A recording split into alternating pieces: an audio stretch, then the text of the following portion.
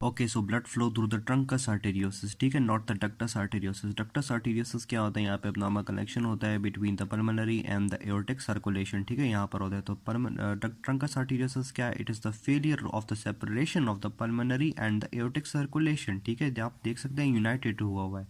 Okay, United है, sorry.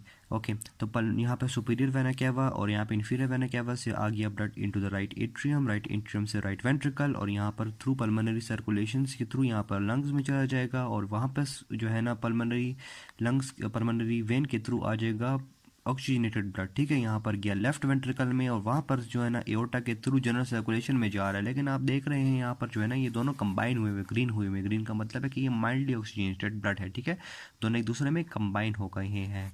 तो ये मिक्सिंग की वजह से जो है ना ग्रीन है, माइल्डली ऑक्सीजनेटेड, ठीक है। रेड यहाँ से आ रहा है, ब्लू यहाँ से आ रहा है, तो ग्रीन बन गया। ओके, नॉट एक्चुअली ग्रीन, लेकिन इसमें ग्रीन